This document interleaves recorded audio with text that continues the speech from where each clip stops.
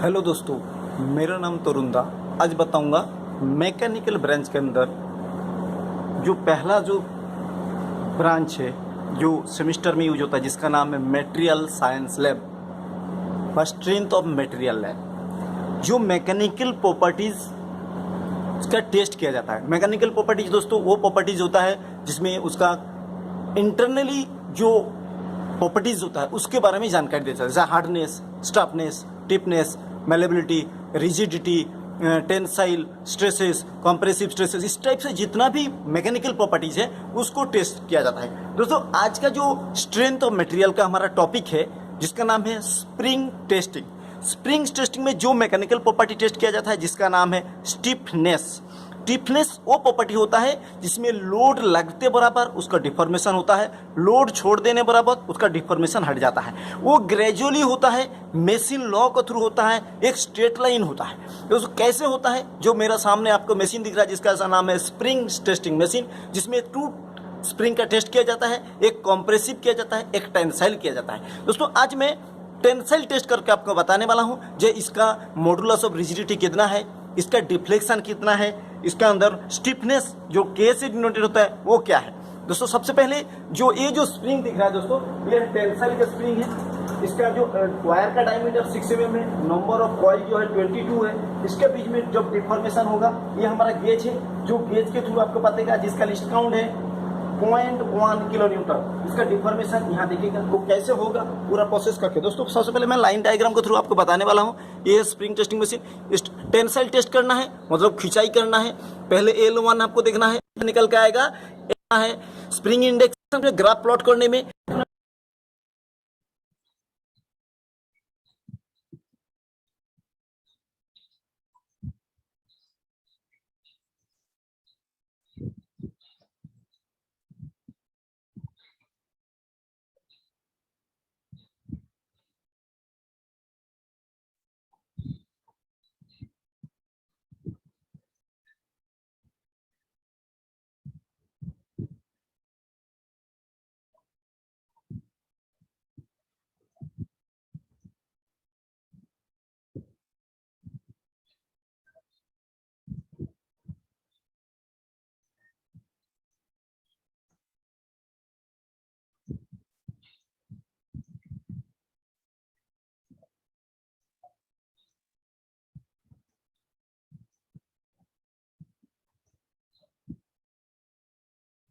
Lead कर दे, इसके बाद मैं कैलकुलेशन करके बताऊंगा इसका जी कितना है, स्टिफनेस कितना है। दोस्तों हमारे पास रीडिंग आ गया है, इसके बाद मैं एक के बाद एक कैलकुलेशन करके बता रहा हूँ। सबसे पहला जो कैलकुलेशन करूँगा वो है जी का फॉर्मूला है 8W D⁻³ N divide by delta into D⁻⁴। इसमें से मेरा पूरा कैलकुलेशन करने से मेरा रीडिंग आ जाएगा 8 इंटू W कितना है 0.2 kilo Newton into capital D जो हमारा है वो है कैपिटल डी जो है वो 48 mm है, इंटू एन है 22 डिवाइड बाई डेल्टा कितना है 10 mm into small D 6 mm, 6 का पावर 4, 48 के पावर 3। ये पूरा कैलकुलेशन करने से हमारा जो रीडिंग आ जाएगा वो करके दिखा रहा हूँ मैं। 8 इंटू 0.2 ब्रैकेट 48 के पावर 3 इंटू 22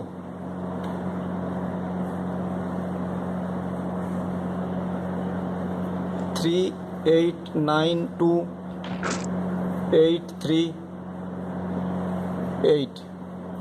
नीचे होता है हमारा 10 इंटू 6 पावर 4 12960 3892838.4 डिवाइड बाई 12960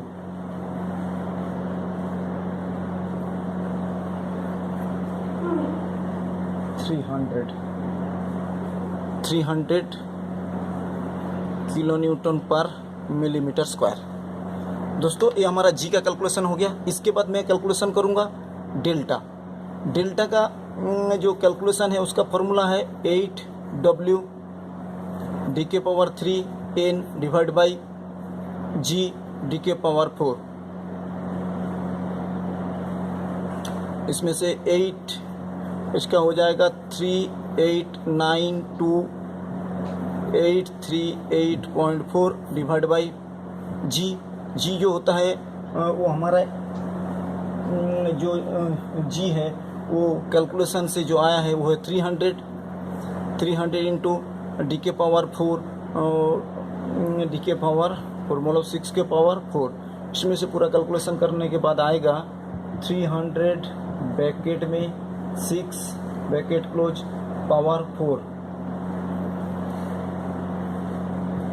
38800 38800 ऊपर में है 38928384 तो आ रहा है 38928384 डिवाइड बाई 3 1 2 3 3 1 2 10।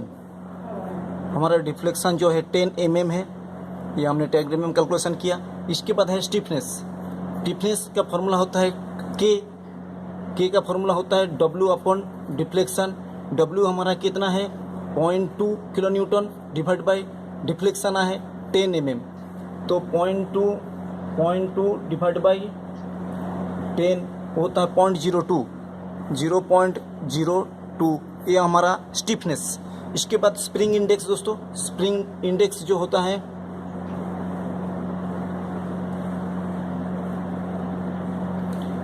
स्प्रिंग इंडेक्स जो होता है वो होता है capital D by small D. Capital D हमारा 48 स्मॉल डी 6 तो 48 divide by 6 8।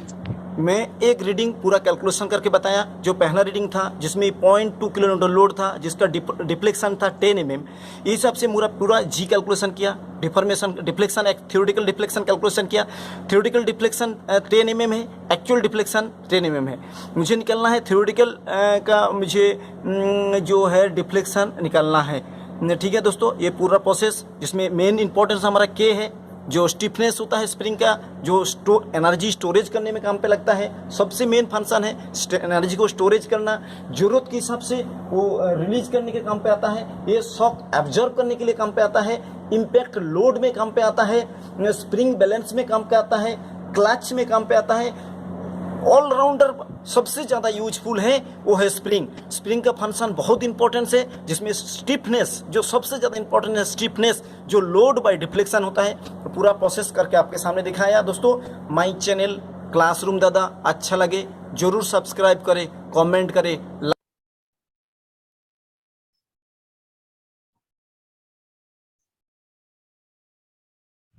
This experiment is compression test on open coil spring, right? The objective of this experiment is again to find the modulus of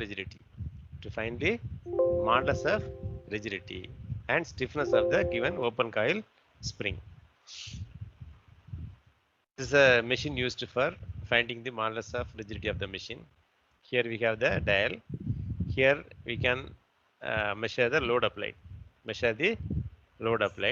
Here we have the spring. Here one bottom plate is there and top plate is there. In between the two plates, the spring is fixed. Here we can apply the load. And this is a experimental setup. The first step is the fixing the spring. Here you can see the spring. This is the way you have to fix it. Then you have to slowly move the top plate in touch with the spring. So that is the initial settings we have to do. So at that point, the top plate will be in light contact with the spring, top of the spring. So now you adjust the pointer to 0. Adjust the pointer to 0. Now you apply the load. Now you apply the load. So you can apply a 50 Newton load. 50 Newton load. Now you can see. So this is 100. This is starting point. From starting point to middle of this 100. So it is 50 Newton. 50 Newton load is applied. So corresponding deflection you can measure. Corresponding deflection you can measure from this scale. So initial reading must be noted. Before applying the load, the position of the pointer in the scale must be noted.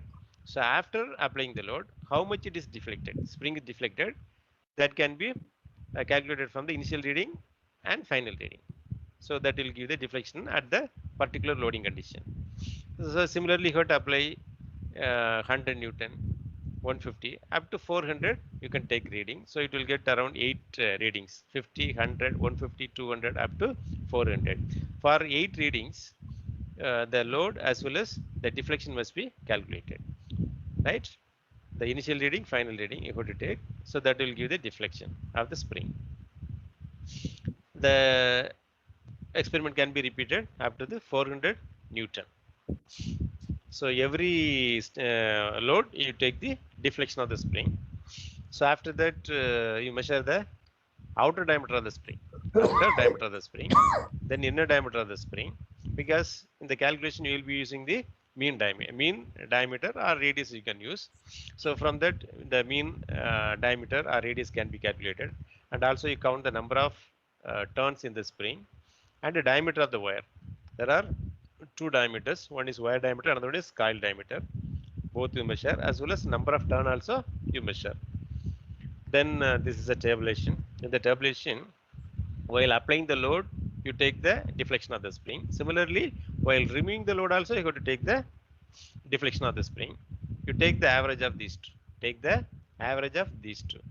Using these values, we have the value of load, we have the value of average value of spring deflection. Using this, you can find the modulus of rigidity, stiffness, shear stress, and strain energy stored. All these 4 values can be calculated. We have expression for this.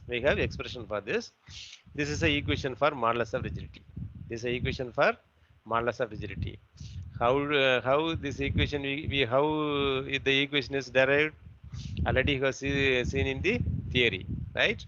Delta is equal to 64 W R cube N divided by G d power 4. That G is, if you take the G left side, you will get the equation like this. Similarly, stiffness of the spring, that is W by del, and shear stress. This equation also can be written in terms of, here it is in terms of radius. This also can be written in terms of diameter. If you write in terms of diameter, this will be 8 W d cube N divided by del d power 4. If you write this in terms of diameter, that will be 8 W d divided by pi d cube. Here it is written in terms of mean radius. Similarly, energy stored, you can use this equation, half into W into del. So here R value you have to calculate.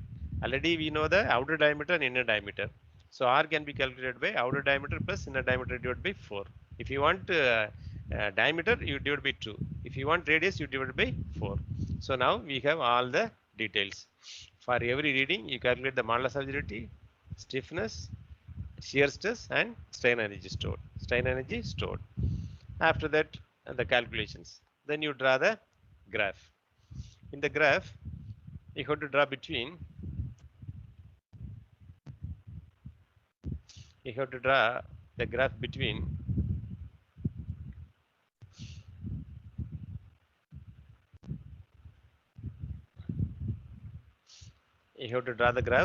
in between. Here you take the load. Here you take the deflection of the spring. This can be taken in mm. This can be taken in Newton. You will get a graph like this. So now you find the slope of this curve. That is dy by dx. What it will give? Load. Load is, you take W. The deflection is theta. Deflection is theta. Deflection is x. Here we have taken deflection is del. So here load is W and deflection is del we have taken.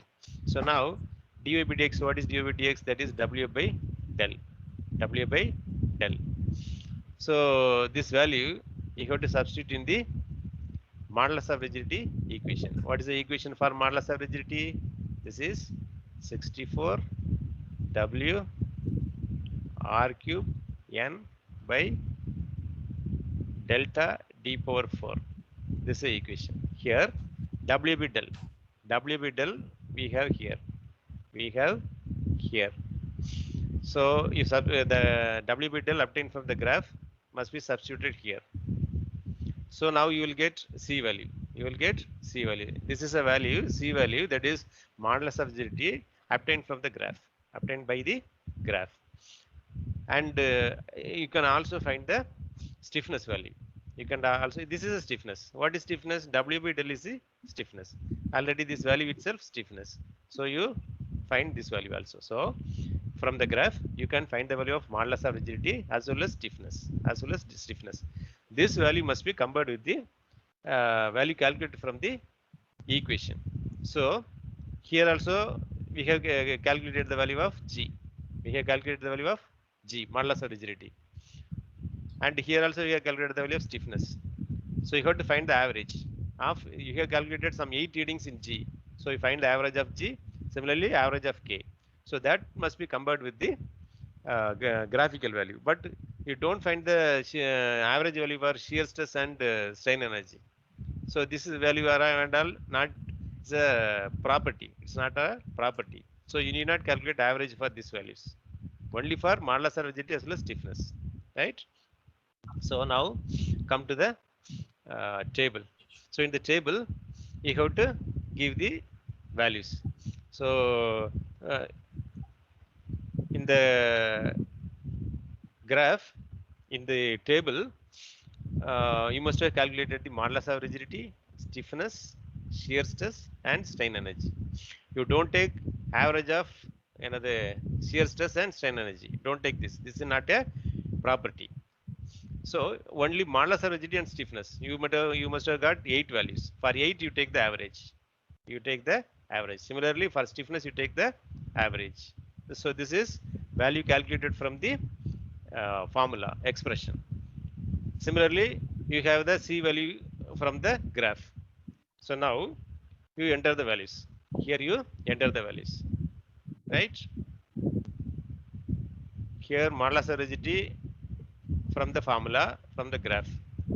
Here stiffness from the graph, from formula and from graph. Here shear stress value will vary from point to point. So you need not write these values. You need not write these values. You need not. It cannot be compared with the graph. You cannot calculate using graph. So you need not write these two. It cannot be compared. You need not write these two. Only you write these two, right? So then finally you have to write the results. That is average modulus of rigidity. Average modulus of rigidity. You got right? Average modulus of rigidity. You write here. So this experiment is compression test on spring. So here a spring is compressed. So during compression, we have to take 2 readings. One is the load applied and displacement. 2 readings you got to take. From the 2 readings, you will be able to find the modulus of rigidity of this spring. Modulus of rigidity of the spring. That's what our objective. Our objective of this experiment is to find the modulus of rigidity of the spring material. Here, the spring is here. We have the spring is here. It is fixed between 2 plates. Here there is a lower plate. Here there is upper plate. In between these 2 plates, a spring is fixed. Now you can apply the axial load. Using this handle. Here we have a handle. You can apply axial load using this handle or using motor. We have a motor also here. By pressing this, you can operate the motor. By using the motor also, you can apply the load. So for generally, for initial setting, we use the motor. After that, we use a handle for applying the load, because we need to take reading at each and every point. So to stopping the motor at the exact point is difficult. So you use a handle, right? So here, how to find the modulus of rigidity? We have the relation between the load and deflection. There is an equation. The diameter of the coil in terms of radius, then the equation will be 64 W R cube N by G d power 4. G d power 4. Delta is equal to. So this is the equation. In the equation, we know the compression of the spring. Delta is known and load is known. And you can calculate the value of G. You can calculate the value of G, modulus of rigidity. This is experiments. So this dial is used for finding the load applied. Load applied. And you can get the value of deflection from this scale. Here there is a scale. In the scale, you can find the deflection. To apply the load, you use either handle or motor. So here spring is connected between the lower plate and upper plate. Lower plate and upper plate. This is the way you have to do the experiments. Now, sir will demonstrate how to do the experiment.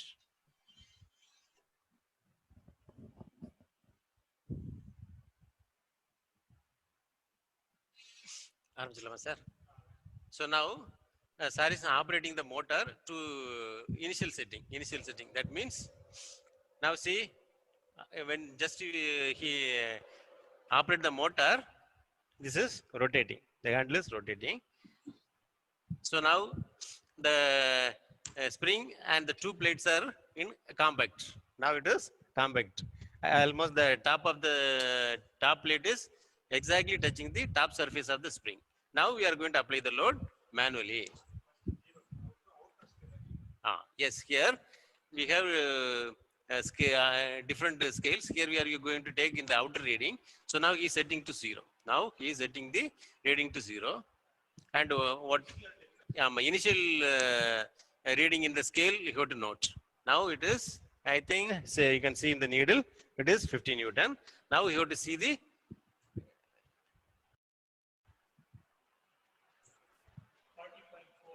40. Here the reading is given in centimeter. So the initial reading is 40.1. So the final reading is 40.4. So the difference is 0.3 centimeters. So it is 3 millimeters. It is 3 millimeters for the load of 50 Newton. For the load of 50 Newton, the deflection is 3 millimeter. Right? So now you apply the load again. Now he is applying the load by rotating the handle. So it is 100. So now he is applying 100 newtons.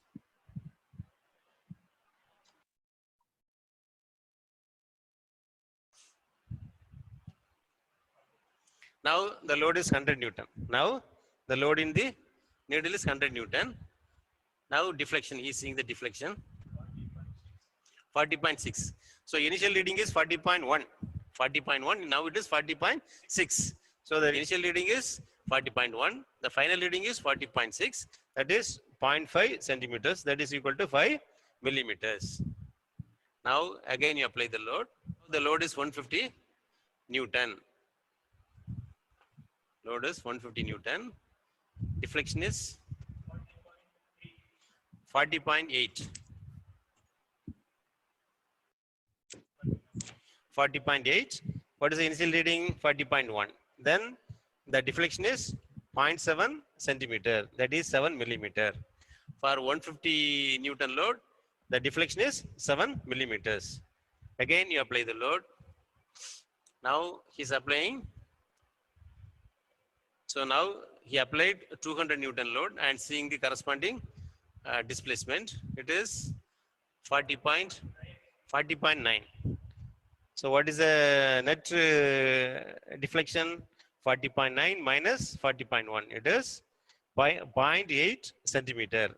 That is 8 millimeter. 8 millimeter corresponding to 200 Newton force. 200 Newton force. Again, you apply the load. So now the load is 250 Newton. And the corresponding deflection is, it is 41. It is 41. So 41 minus 40.1. It is 0.9 centimeter. That is 9 millimeter. This is corresponding to 250 Newton. Now he is applying 300 Newtons. 41.1 minus 40.1. It is 1 centimeter. That is 10 millimeters. 10 millimeters corresponding to the 300 Newton force. Now again he is applying a load of 350 Newton. 41.2. 41.2 minus 40.1. 1.1 centimeter, that is 11 millimeter for 350 Newton load. Again, the final load is applying 400 Newton. 41.4. 41.4 minus 40.1.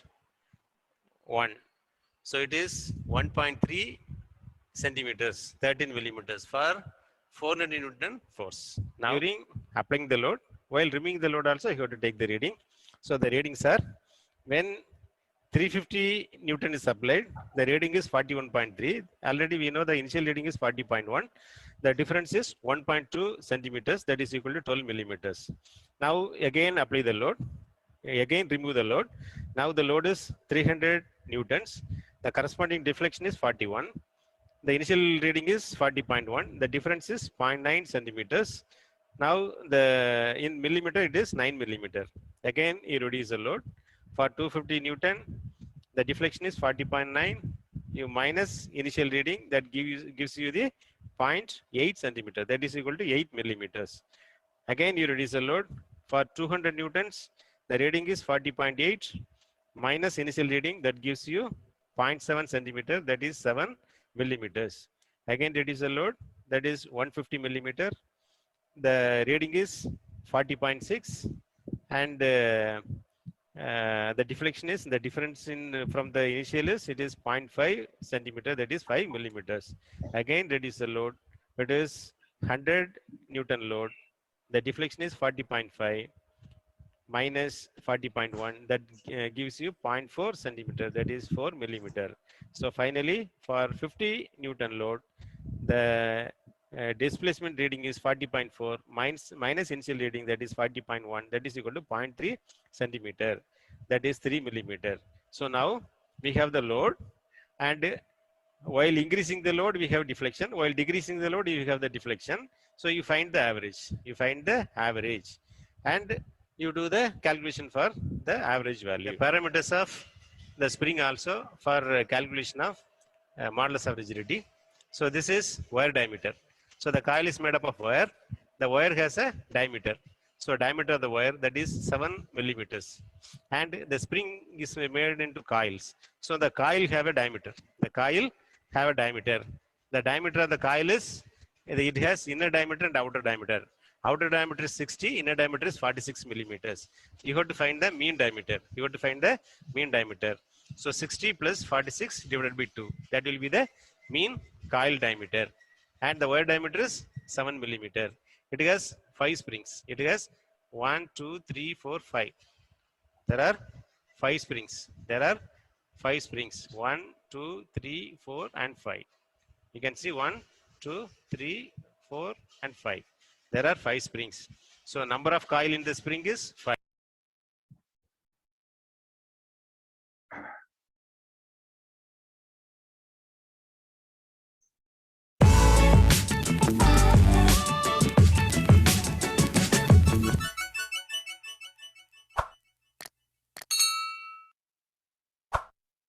Hello students, how are you? Welcome back to my YouTube channel Physics Inside.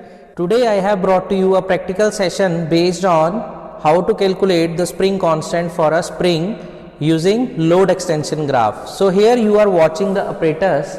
So here I am having a centimeter scale, a pointer pointing on the centimeter scale connected with a hanger hanging from a rigid support. So here we are having the slotted weights for 20 grams each and 50 grams each. So now this hanger is of approximately 20 gram of weight. In this experiment, I will slowly add the slotted weights in the hanger and will note the corresponding reading of the pointer, and then after taking the readings, I will be pointing the graph between load and extension produced in the spring, and later on by calculating the slope of that graph, we can easily calculate the spring constant of a spring. So without wasting our time, let's start the experiment. Now students, let's start taking the reading. Initially we are watching that when 20 gram weight is already in the hanger, then my pointer is pointing at 5 centimeter. Then my reading at the centimeter scale on which the pointer is pointing is 5 centimeters. Then I am again adding this 20 gram slotted weight in this hanger, and let's see what is the new position of my pointer.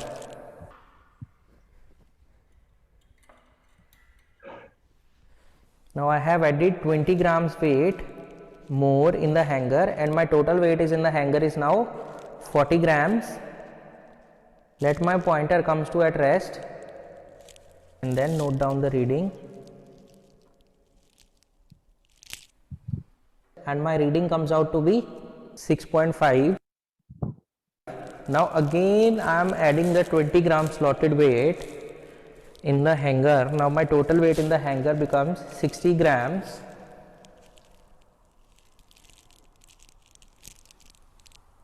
Let's note down the new reading. Again let the oscillating spring comes to at rest, and then we will be noting down the reading.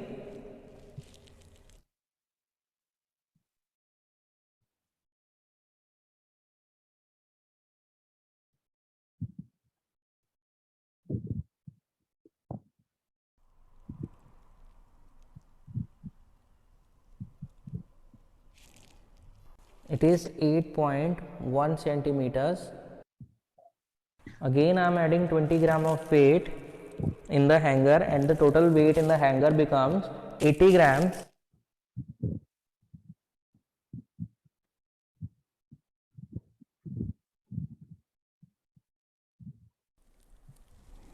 Now it becomes 9.6.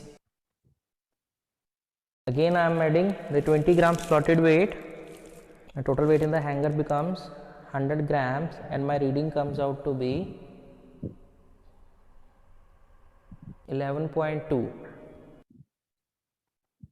Now I am going to calculate the extension in case of 120 grams of weight. Now in the whole hanger I am having the 100 gram of weight. Now I am removing 80 grams from here.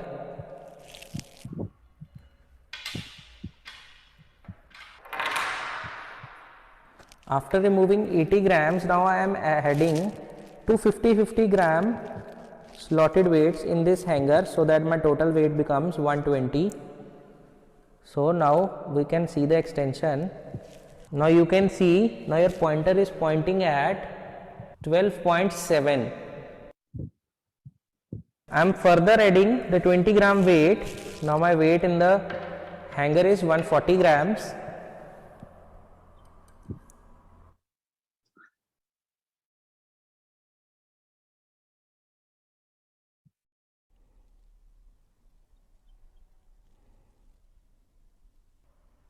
Now my reading is at 14.2 centimeters. Again I am adding 20 gram of slotted weight, and my total weight in the hanger becomes 160 grams.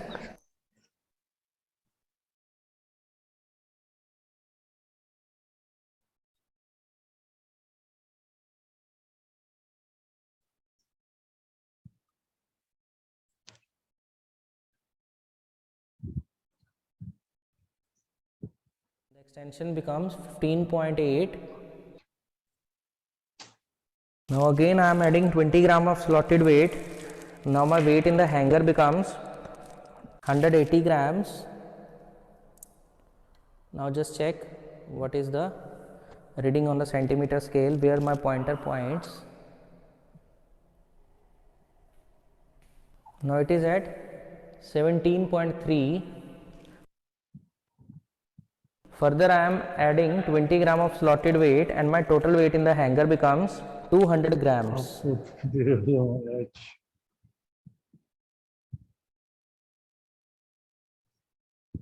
Now my pointer is pointing at 18.9 centimeter. Let's proceed now by taking the readings by removing the load one by one, and let's note down the reading on centimeter scale corresponding to that. We are noting down the readings for the decreasing weights. I am removing this 20 gram slotted weight, then I am noting down the reading. My pointer reached at 17.4 centimeter. Again I am removing one more 20 gram weight, so now my pointer is pointing at 15.8 centimeters.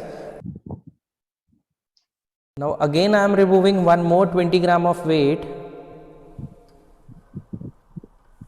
I have removed 20 gram weight. Now my weight in the hanger is 140 grams and my pointer is pointing at 14.2 centimeters.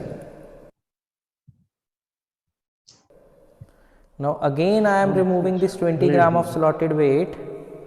Now my pointer points at 12.8 centimeters. By proceeding with the same method, now we will note down more readings for the reducing weight, and the readings which I have observed are. Now students, we have taken the readings. Now let's proceed for the calculations. These are the readings which we have observed. Firstly, calculate the mean of each reading representing the location of pointer by weight increasing and decreasing. Now let's find the extension by subtracting the initial position of pointer from the mean location of pointer calculated in each case. Now we will plot the graph between load and extension. Now we have obtained a straight line curve from the readings observed.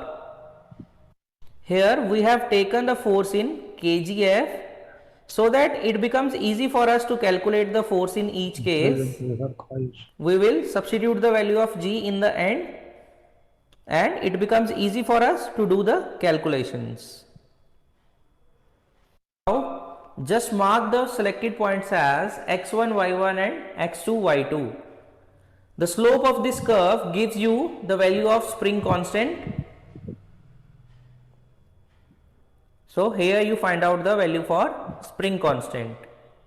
So this is our experiment, students. I hope it is clear to you all and you all like the video. So keep supporting us by liking.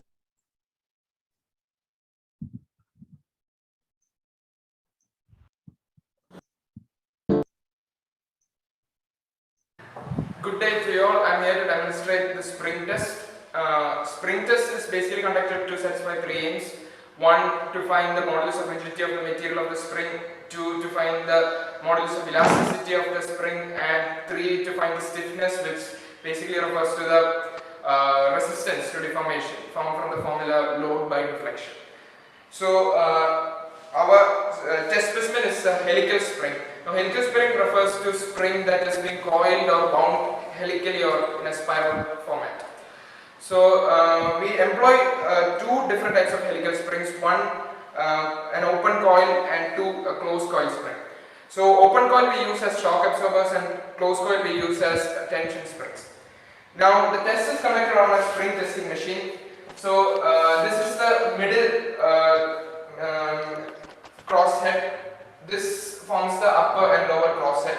So this is where we conduct the tension test, and here we do the compression test. So the machine consists of a load indicator where we measure the load, and this is a deflection scale where we determine the deflection. Test experiment consists of two helical springs, a vernier calipers, a scale. Involved here is a formula for deflection. So for open coil spring,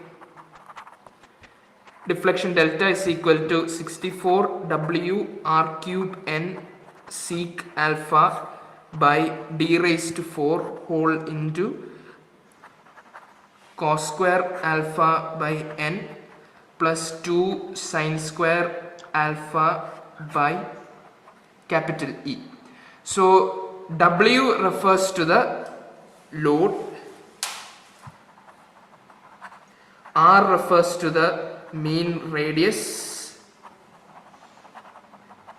small n refers to the number of turns,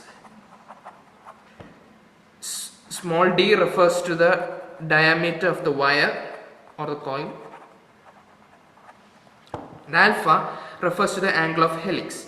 Now, alpha is absent in closed coil spring and is only present in an open coil spring.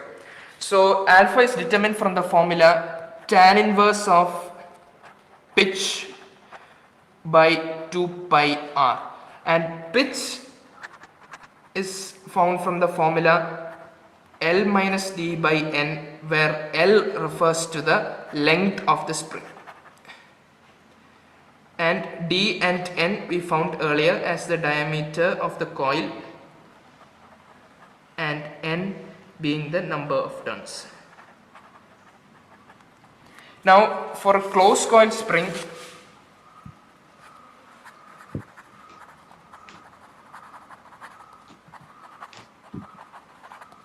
deflection is equal to 64 W R cube N by capital N D raised to 4, where N forms the modulus of rigidity,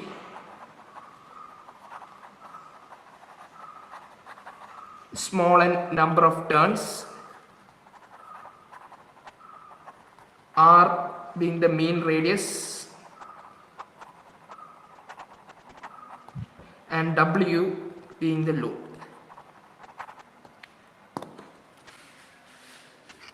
So before starting the experiment, we first we need to find the diameter, inner, outer diameters, number of turns, etc. So let's start with an open coil spring. So first we determine the outer diameter using a vernier calipers and we note it down.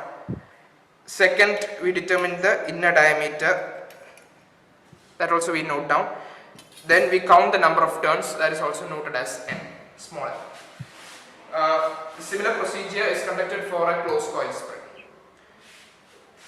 Now we start with the experiment. So first let's start with an open coil spring. So first we mount the spring inside the compression zone. So we need to adjust the height in such a manner.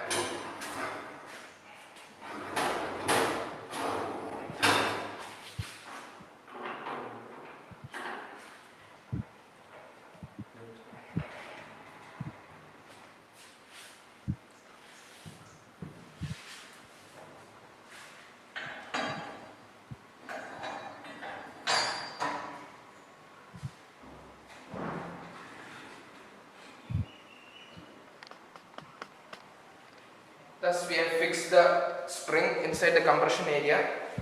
After mounting the open coil spring in the compression zone, first we need to tighten the release valve.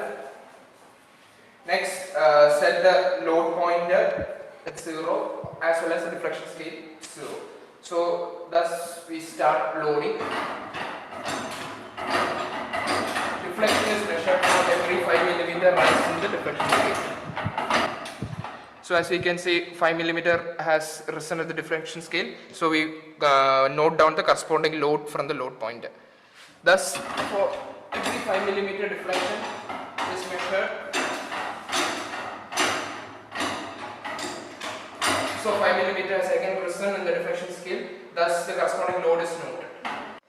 Thus, we measure deflection for every. Thus, we measure the load for every 5 mm rise, and thus we measure totally for up to 10 readings are noted. And once 10 readings have been noted, we start releasing, and every 5 mm lowering of the scale, we measure the corresponding unloading. Corresponding measure reading from the load point is noted, Again, we slightly turn the release valve, and the corresponding low unloaded value is also noted.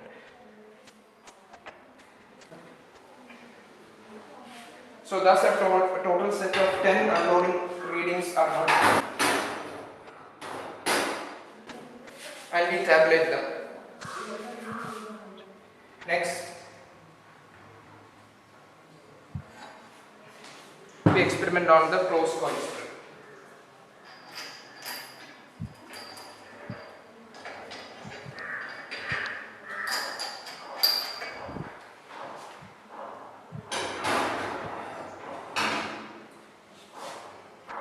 Here to check whether the load scale shows 0.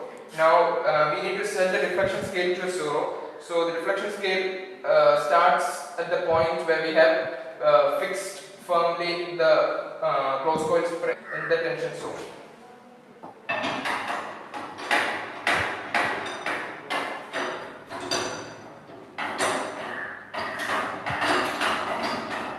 So after fixing the closed coil spring in the tension zone, check whether the load point shows 0, and fix a 0 at the for deflection scale. We have fixed this value as the 0 for our deflection scale. So ensuring that the release valve has been tightened, start from 5 millimeter. At 5 millimeter rise, we note the corresponding load from the load pointer. So again, for 5 millimeter deflection, note the corresponding load from the load pointer. So thus we note a total of 10 readings. Thus we note a total of 10 readings, and once 10 readings for loadings are complete, we start unloading. So unloading. On unloading, we correspondingly note the load from the load pointer. Again, for 5 millimeter descent of the deflection scale, we note the corresponding load from the load pointer.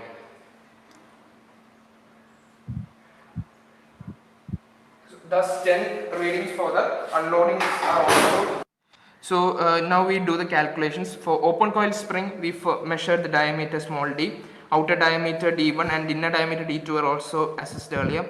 So mean radius capital R is noted from d1 plus d2 by 4. Number of coils is also noted, and axial length is also measured. Now pitch of the coil is L minus d by small n, and pitch P is also thus measured. Now angle of helix alpha is equal to tan inverse pitch by 2 pi r, that is also measured. Now this table forms the loading and unloading values. Their mean is taken, and the mean load forms the capital W. Now we plot a load deflection graph with values of load on the y-axis and values of deflection on the x-axis. We always get a straight line graph, and the slope of the graph yields the stiffness of the spring. Now we find the modulus of rigidity capital N from the earlier formula. Now we need to find the modulus of rigidity capital N. So we use the deflection formula of open coil spring as which we determined earlier. Now for E, we substitute E is equal to 2n into 1 plus 1 by m, where 1 by m represents the Poisson's ratio. So thus we get the modulus of rigidity N, and we use that modulus of rigidity N to find E for the open coil spring, and stiffness we find from the load deflection graph. Now for closed coil spring, we use the formula for deflection delta is equal to 64 W R cube N by N d raised to 4, and we use this value of capital N to find E, which is equal to 2n into 1 plus 1 by m, where 1 by m represents the Poisson's ratio. Thus we have the modulus of